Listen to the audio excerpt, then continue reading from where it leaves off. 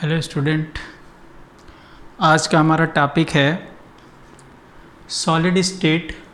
Solid state में हम लोग देखेंगे साइज या radius of tetrahedral and octahedral wides.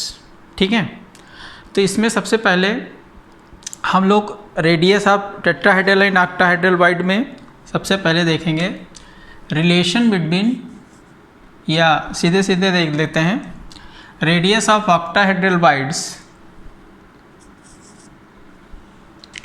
radius of octahedral wide,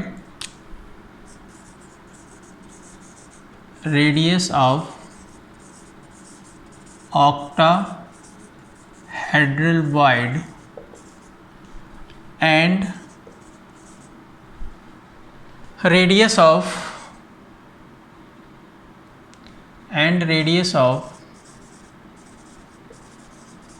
atom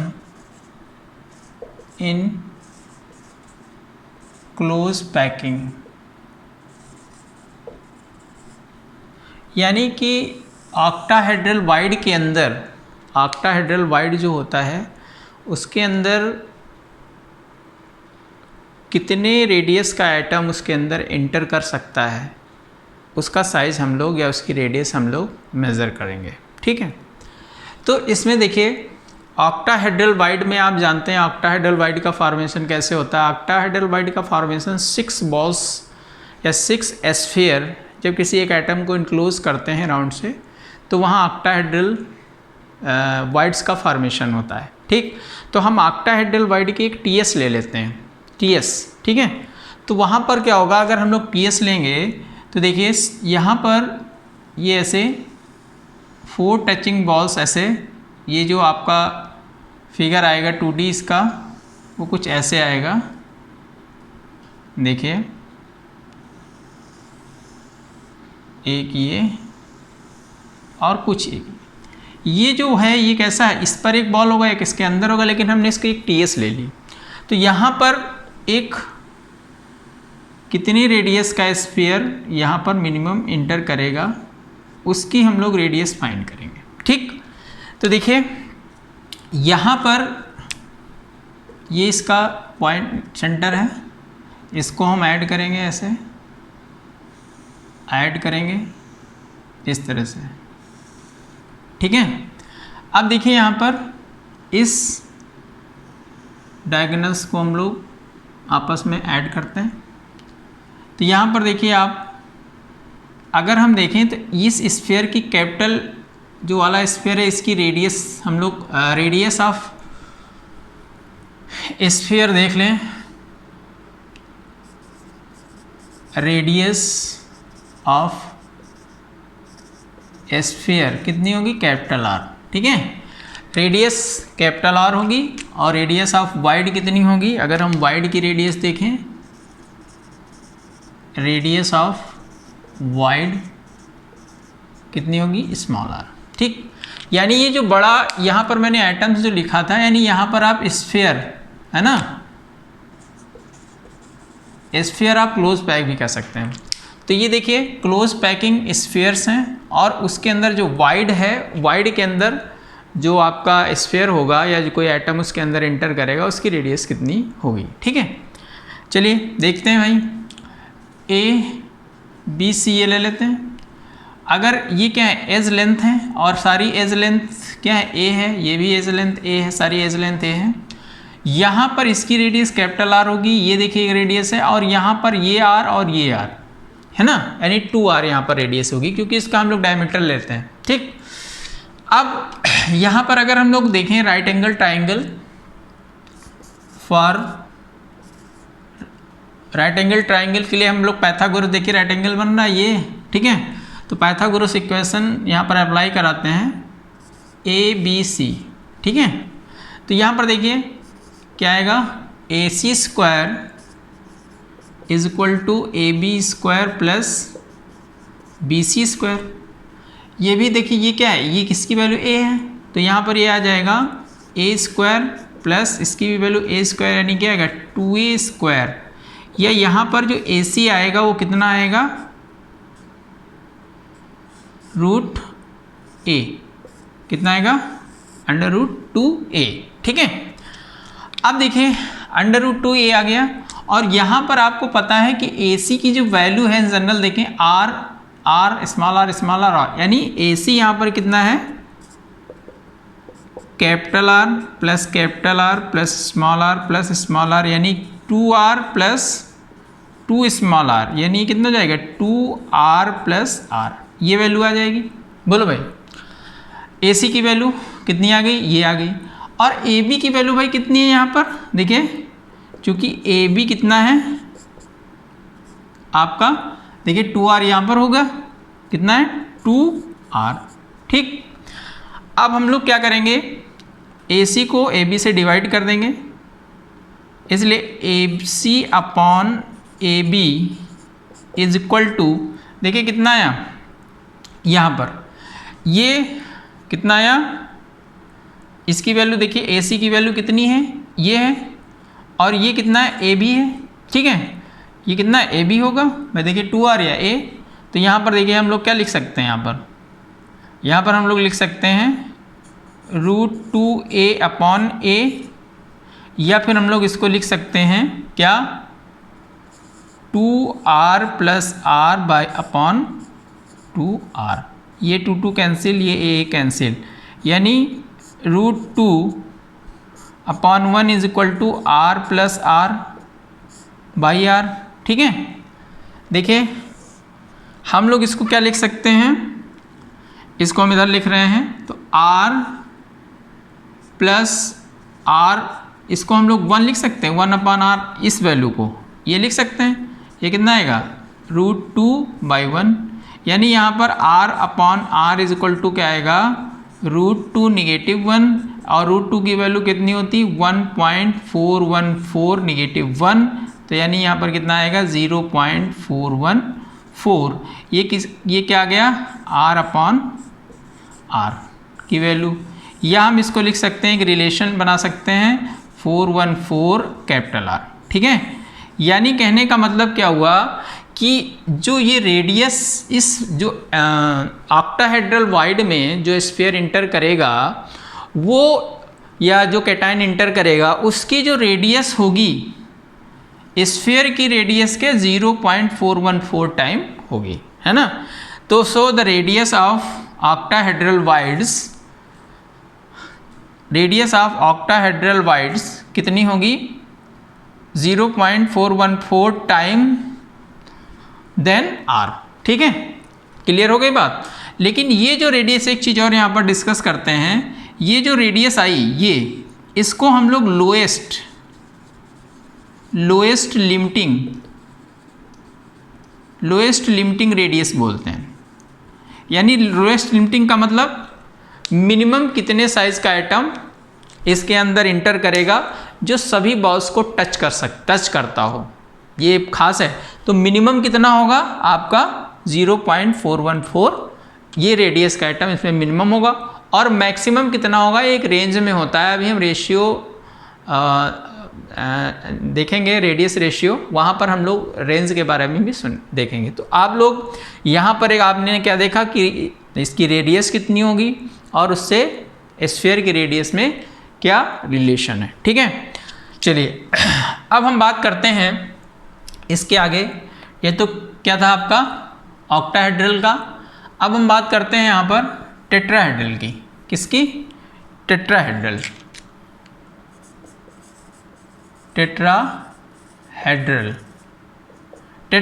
void की रेडियस देखते हैं। देखिए यहाँ पर टेट्राहेड्रल वॉइड की रेडियस कैसे होगी, पहले हम लोग समझते हैं। देखिए टेट्राहेड्रल वॉइड के लिए हम लोग एक क्यूब ड्रा करते हैं, ये क्यूब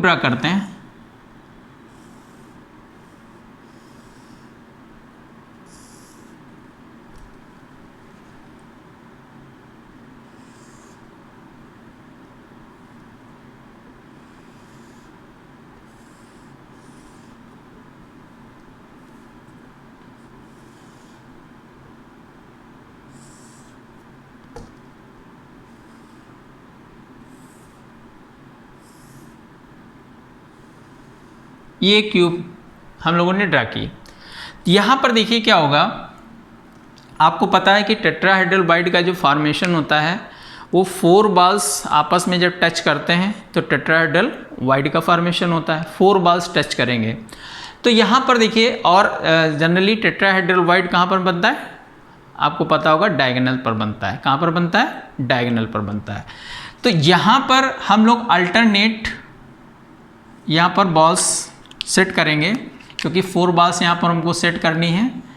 एक बॉल ये होगी, अल्टरनेट पर नेक्स्ट बॉल कौन सी होगी, ये होगी, ठीक है। और अगर यहाँ पर हम लोग एक बॉल ड्रा करें, ठीक है, यहाँ पर एक बॉल ड्रा करते हैं, एक ये बॉल होगी तो अल्टरनेट पर एक ये बॉल होगी, ठीक है। अल्टरनेट पर एक बॉल हम लोग ड्रा करते हैं।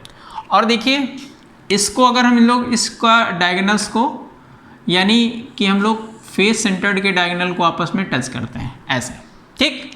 और अगर हम लोग इसका डायगोनल देखें तो कौन सा होगा, एक ये डायगोनल, इसका ये होगा, ये डायगोनल से, ठीक है। अब देखिए ये आपका फेस का डायगोनल, और देखिए जो फेस का डायगोनल होता है, यानी फेस पर जो आपस में कंबाइन करते हैं, ये स्फीयर का जो साइज होगा और इस स्फीयर का, ये दोनों स्फीयर आपस में टच करते होंगे। यानी सीधी सी बात है कि अगर हम लोग इसको A लें और यहाँ B और C और ये D, तो यहाँ पर जो AC की वैल्यू होगी, देखिए AC क्या होगा, यहाँ पर AC क्या होगा, R प्लस R कितना हो जाएगा, 2R। यहाँ AC कितना होगा, 2R, यानी R और R। यहाँ AD कितना होगा भाई, देखिए AD कितना होगा। अब यहाँ पर देखिए कहीं पर इस डायगोनल पर वाइड बनेगा, इस डायगोनल पर यहाँ पर वाइड बनेगा। और सीधी सी बात है, अगर इसकी रेडियस R ये है, इसकी रेडियस R ये होगी, और यहाँ पर ये रेडियस अगर होगी तो यहाँ पर R और R रेडियस होगी तो 2R। तो कहीं ना कहीं यहाँ 2R प्लस 2 स्मॉल r यानी 2R प्लस R, ये इसकी रेडियस हो जाएगी। बात क्लियर है। अब देखिए यहाँ पर ये आपका A होगा, ये सारे एज लेंथ हैं, ये सारे कितने, इनकी वैल्यू होगी A, सारी की सारी की वैल्यू कितनी होगी, A होगी, ठीक। बात क्लियर। अब देखिए हम लोग बात करते हैं यहाँ पर, देखिए ये एक राइट एंगल ट्राइंगल ABC ये बन रहा है, और एक बना है AD और C, ठीक, एक ये बनना है। तो सबसे पहले हम लोग देखते हैं कि ACB कैसे बनेगा। तो एक पाइथागोरस इक्वेशन लगाते हैं, ट्राइंगल ABC है ना, ABC के लिए देखते हैं।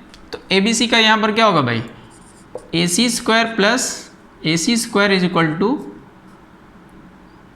AB square plus BC square. इसकी वैल्यू देखिए क्या आएगी, A square plus A square यानी 2A स्क्वायर। या अगर हम AC की वैल्यू बोलें तो कितनी आ जाएगी, √2A, ये वैल्यू आ गई, ठीक है। और AC है कितना, इतना, तो ये किसके इक्वल होगा, 2R के, ठीक है। तो यहाँ पर ये किसके, वही देखिए ये किसके इक्वल होगा, 2R के इक्वल होगा। यानी R यहाँ पर जो वैल्यू आएगी √2A/2, ये किसकी वैल्यू आ गई, कैपिटल R की वैल्यू आ गई। बात क्लियर है। अब देखिए यहाँ पर हम बात करते हैं फॉर एक ADC, है ना, राइट एंगल ADC, है ना, राइट एंगल ट्राइंगल ADC। यहाँ पर पाइथागोरस इक्वेशन अप्लाई करते हैं, AD square is equal to AC square plus, देखिए AD square is equal to AC square plus DC square, ठीक है। तो यहाँ पर देखिए कितनी वैल्यू आ जाएगी, AC स्क्वायर देखिए कितनी है, AC स्क्वायर की वैल्यू 2A स्क्वायर आई, बोलो 2A स्क्वायर, और DC की वैल्यू A है तो कितना जाएगा, A स्क्वायर आ जाएगा, यानी ये कितना जाएगा, 3A स्क्वायर आएगा। अब यहाँ पर 3A स्क्वायर ये वैल्यू आ गई 3A स्क्वायर, ठीक है। लेकिन AD की वैल्यू कितनी आएगी भाई, √3A आएगी, ठीक है, कितनी आ गई, √3A। अब देखिए AD यहाँ पर ये वैल्यू है, चूँकि AD इज इक्वल टू कितना, 2R प्लस R, बोलो, और ये कितना हो जाएगा, इक्वल टू 3A, ये भी होगा। यानी कहने का मतलब ये हुआ कि R plus R is equal to 3A/2, एक ये वैल्यू आ गई, ठीक है। इसको इक्वेशन 1 ले लीजिए, इसको इक्वेशन 2 ले लीजिए, है ना, इक्वेशन फर्स्ट एंड सेकेंड। अब देखिए इक्वेशन सेकेंड को फर्स्ट से डिवाइड कर दीजिए, है ना। तो फॉर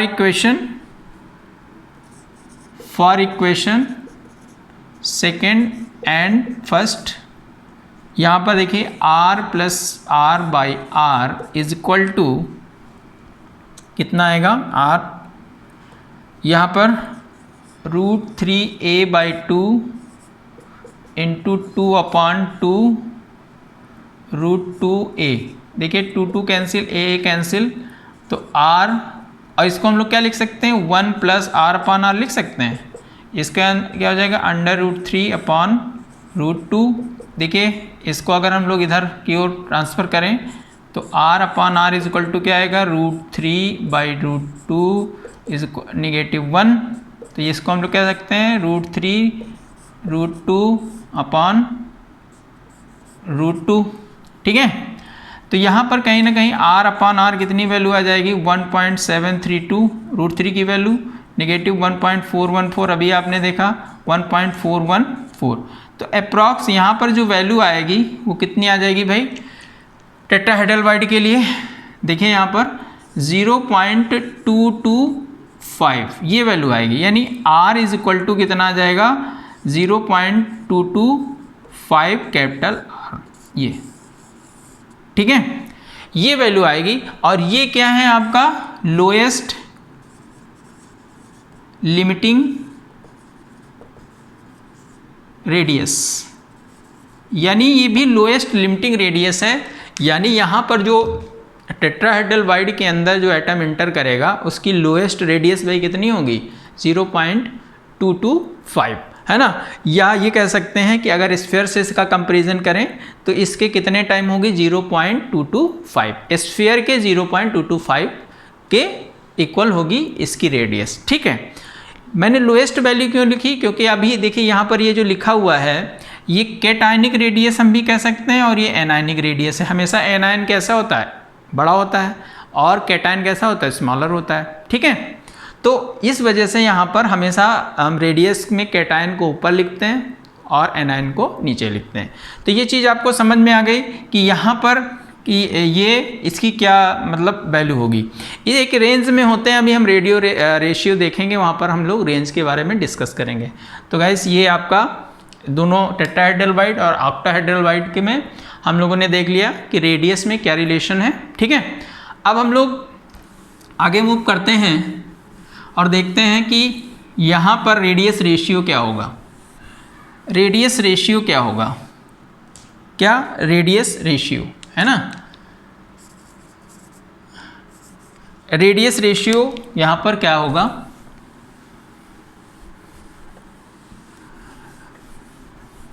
रेडियस रेशियो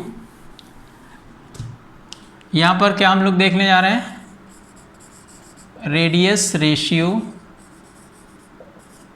या फिर हम लोग इसको बोलते हैं कैटायनिक एनायनिक रेशियो, यानी कैटायनिक एनायनिक रेशियो भी इसको हम लोग कहते हैं, ठीक है। देखिए कैटायनिक एनायनिक रेशियो का मतलब, जैसे सपोज करिए कैटायनिक रेडियस क्या है, r है, r plus upon r negative, ठीक है। यानी radius of cation upon radius of anion. Anion का मतलब निगेटिव चार्ज और कैटायन का मतलब पॉजिटिव चार्ज, ठीक है। तो ये एक रेशियो है, इसी को हम लोग कैटायनिक एनायनिक रेशियो कहते हैं। इसका यूज़ बहुत ज़्यादा होता है, इसको अप्लाई करेंगे न्यूमेरिकल्स में, बहुत सारी चीज़ें यहाँ पर आती हैं इससे रिलेटेड। तो हम लोग इसको समझते हैं। देखिए फॉर टेट्राहेड्रल वाइड के लिए अगर हम लोग देखें, for tetrahedral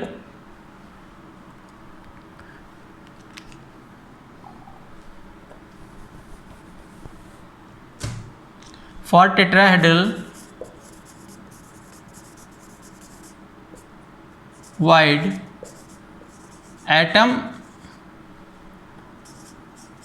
occupy radius, item कितने रेडियस ऑक्यूपाई करेगा, तो अभी आपने देखा था टेट्राहेड्रल वाइड के लिए r इज इक्वल टू क्या था, 225 कैपिटल R, या फिर इसको हम लोग क्या लिख सकते हैं R निगेटिव, ठीक है। या यहाँ पर अभी हम लोग R पॉजिटिव या R निगेटिव देखेंगे तो ये कितनी वैल्यू हो जाएगी 0.225 ये वैल्यू आएगी। यानी कहने का मतलब ये हुआ कि यहाँ पर, ये तो अभी मैंने वहाँ पर डिस्कस ही किया है, यानी कैटायनिक और एनायनिक का जो मिनिमम लोएस्ट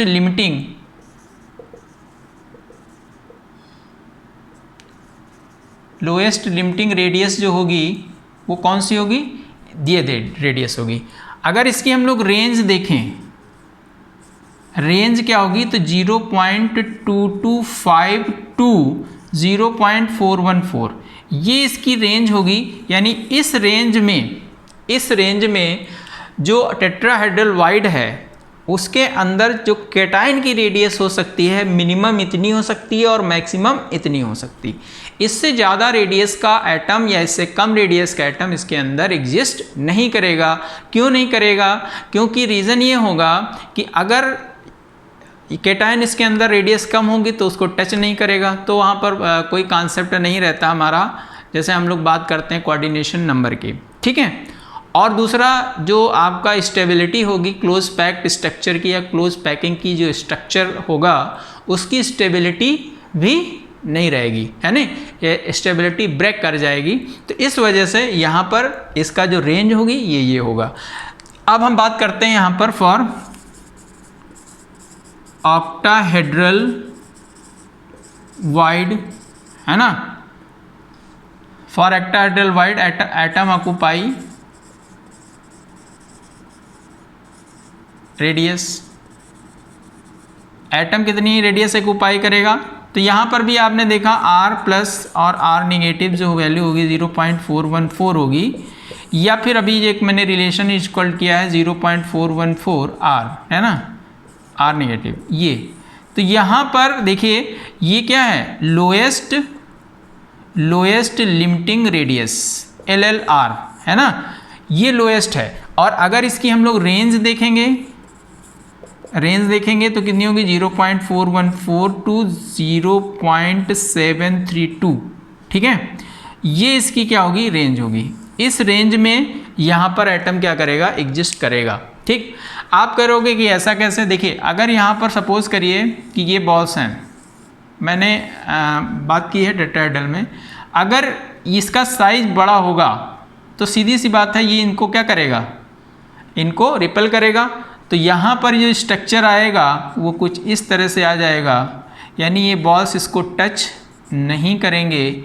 क्यों? क्योंकि इसका साइज़ क्या हुआ है, इंक्रीज़ कर गया है। तो इसकी क्या हो जाएगी, जो ज्योमेट्री होगी सेफ होगा या स्टेबिलिटी होगी चेंज हो जाएगी। अगर इसका साइज़ हम सपोज करिए कि मोर देन इस हो गया तो ये क्या होंगे, ये जो आपस में टच कर रहे थे, टचिंग एटम थे, ये टच नहीं करेंगे, जिसकी वजह से इसका कोऑर्डिनेशन भी चेंज होगा और बहुत सारी प्रॉब्लम्स यहाँ पर आएंगी। इस वजह से यहाँ पर एक रेंज में हम लोग देखते हैं कि यहाँ पर आपसे बहुत बार इसमें क्वेश्चंस भी आते हैं कितने रेंज का आइटम है, तो वो किस वाइड में होगा, कैसे होगा, ये सारे न्यूमेरिकल्स पोस्टर्स में आता है, ठीक है। बात समझ में आई। इस पर हम लोग एक चार्ट देख लेते हैं बहुत जल्दी। उस चार्ट को आपको याद रखना है क्योंकि बहुत यूज़फुल चार्ट है वो, ठीक है। चलिए देखते हैं चार्ट क्या होगा। देखिए हम लोग यहाँ पर लिखते हैं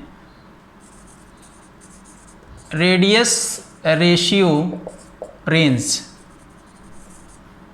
यहाँ पर हम लोग लिखते हैं कोऑर्डिनेशन नंबर, और यहाँ पर हम लोग देखते हैं स्ट्रक्चर, और यहाँ पर हम लोग देखते हैं एग्जाम्पल्स, ठीक है। ये चीज़ हम लोग यहाँ से देखते हैं। देखिए यहाँ पर एक तो 0.155 टू 0.225 ये मैंने अभी डिस्कस नहीं की, लेकिन आप इसको समझ लीजिए। एक तो ये हो गया 0.225 टू 0.414, एक ये हो गया 0.414 टू 0.732, एक ये हो गया, और 0.732 टू 1.0 एक ये हो गया, ठीक है। तो यहाँ पर देखिए इसका कोऑर्डिनेशन नंबर 3 होगा, इसका 4 होगा, इसका 6 होगा, इसका 8 होगा। ये क्या है? Trigonal planar. इसका शेप कैसा होगा? Trigonal planar. और यहाँ पर कैसा होगा? टेट्राहेड्रल, ऑक्टाहेड्रल और ये क्यूबिक। अगर एग्जाम्पल देखें तो यहाँ पर जो एग्जाम्पल आएगा B2O3, ZnS, NaCl, CsCl। ठीक है, एक एक एग्जाम्पल मैंने दिए हैं, जबकि ये 3 एग्जाम्पल बहुत इंपॉर्टेंट हैं। ये अक्सर क्वेश्चंस में भी आपको मिल जाएंगे और बहुत सारे जगह पर यहाँ पर आपको देखने को मिलेगा कि इससे रिलेटेड कोई एग्जांपल्स हैं या इसकी ज्योमेट्री आप समझ लीजिए। यानी NaCl में कि अगर जो आप ज्योमेट्री सीख जाएंगे तो जितने भी इस टाइप के स्ट्रक्चर होंगे सब आपको पता होगा, CsCl का भी और ZnS का भी। ठीक है, तो देखिए यहाँ पर जो ट्राइगोनल की रेंज होगी वो 0.155 से 0.225 से होगी। ठीक है, और यहाँ 0.225 से 4 ये किसका होगा? कोऑर्डिनेशन नंबर 4 होगा, टेट्राहेड्रल वाइड। यानी ये जो रेंज है ये कोऑर्डिनेशन नंबर को भी बताता है। यानी इस रेंज, जैसे आपसे पूछ लिया जाए कि ये अगर कोई एटम ऐसा है जिसकी जो रेडियस है वो कितनी है? 3.30 है ना, ये रेडियस है, तो बताइए उसका कोऑर्डिनेशन नंबर कितना होगा? तो सीधी सी बात है, ये कहाँ पर एग्जिस्ट करता है? यहाँ पर कोऑर्डिनेशन नंबर 6। अगर आपसे कहा जाए कि 0.52 रेडियस का कोई एटम आपका एक वाइड है जिसकी रेडियस 0.52 है, उसका कोऑर्डिनेशन नंबर बताइए, तो 0.5 एग्जिस्ट कहाँ कर रहा है? यहाँ पर, तो इसका जो कोऑर्डिनेशन नंबर क्या होगा? 6 होगा। इसी तरह से यहाँ पर इस तरह के बहुत सारे डिफरेंट टाइप के क्वेश्चंस आपके बुक में आते हैं। क्वेश्चन एग्जाम में भी बहुत सारे आते हैं, कंपटीशन में तो खासकर ऐसे ही क्वेश्चन आते हैं। तो आपको ये चीज़ याद रखनी है और मैंने बहुत शार्ट में आपको बताया है, सिंपल सा है। आपको रेडियस रेशियो पता होना चाहिए। आपने इतना देखा, आपको मैंने आपको टेक्निक बताई कहाँ पर है, कैसे होता है, कैसे इसको हम लोग इसको सॉल्व करते हैं, कैसे कैलकुलेट करते हैं, रेडियस रेशियो में रिलेशन क्या है। जो रिलेशन मैंने बताया वो भी बहुत सारे इंपॉर्टेंट है, उस पर भी रिलेटेड क्वेश्चंस आते हैं, न्यूमेरिकल्स आते हैं। ठीक है, तो ये आपके लिए है। ये चार्ट आप एकदम माइंड में सेटअप कर लीजिए क्योंकि इस पर बहुत सारे क्वेश्चंस आपको मिलेंगे। ठीक है, तो स्टूडेंट्स, अगर आपने मेरा चैनल, फिर कह रहा हूँ, सब्सक्राइब नहीं किया है, आप चैनल को सब्सक्राइब कर लीजिए क्योंकि फिर इसके बाद भी नेक्स्ट वीडियो आएगा जो जल्दी से ही, है ना। तो आप चैनल को सब्सक्राइब करिए, लाइक ज़रूर करिए अगर अच्छा लगे भाई, है ना। लाइक बहुत कम आ रहे हैं तो लाइक आप ज़रूर कर दीजिए, चैनल को लाइक करिए और शेयर ज़रूर कर दिए अपने फ्रेंड्स को, अपने जो आपके फ्रेंड्स हैं जो जिनके लिए एसेंशियल वीडियो हो सकता है, फ्रेंडशिप आप उसके साथ रखिए। और इसको जो है आप लाइक करिए, शेयर करिए और रिकमेंड करिए कि ये हमारा चैनल या ये वीडियो ज़रूर देखें। Thank you.